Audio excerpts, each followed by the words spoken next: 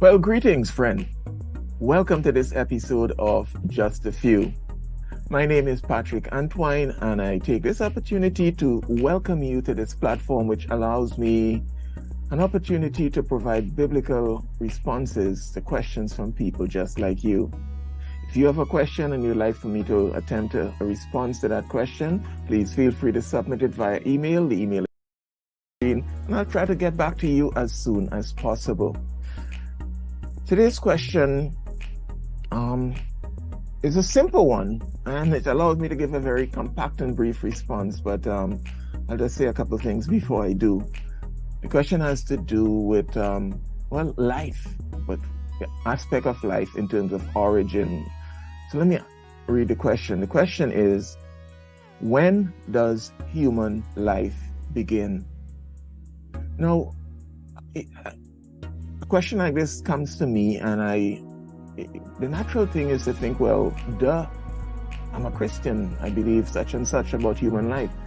But then right there and then, I not necessarily had an epiphany, but I quickly realized behind the question is someone who may not be where I am. And I had to take pause for a cause and realize I don't know where this person is, and what may have prompted this person to ask such a question, what decisions they may be trying to make, and needed a simple, clear answer because of the influence of others who might be thinking, well, where life begins. So I had to backtrack a bit in my own mind and realized, just provide the answer to the question. You don't know what the answer may mean to someone. So here's my response. One of the best verses to provide the Judeo-Christian worldview or perspective on the view of life and meaning, why we exist, and so on. That verse, I think, is Jeremiah chapter 1, verse 5. And so I'd like to read that verse here at this time. It says there, this is God speaking to Jeremiah at Jeremiah's commissioning to the office of a prophet. Before I formed you in the womb, I knew you. Before you were born, I sanctified you.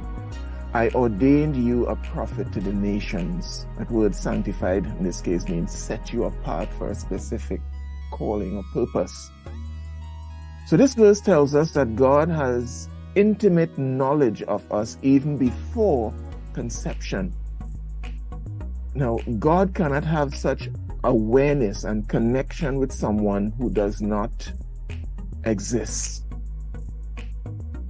He could only have that type of knowledge of you if you already exist, at least to him. So to God, Jeremiah was already in existence before his conception in his mother's womb. So life actually begins in the mind of God. Let me repeat that. Life begins in the mind of God. It becomes physical life at conception, and then it develops thereafter, and it continues to develop even after physical birth. So this is why it is baffling that one can be a Christian and give unreserved support to something like abortion. Life does not begin at 18 or 21, or it doesn't even begin, not even at birth. Life began when God determined that you will be. My name is Patrick Antwine. Thank you for the question, and I hope my response helped in you understanding the sanctity, the origin of life, and in whatever decision you may want to make that prompted the question. Again, thank you for the question, and I hope my answer brought a bit of clarity to you. So until the next time,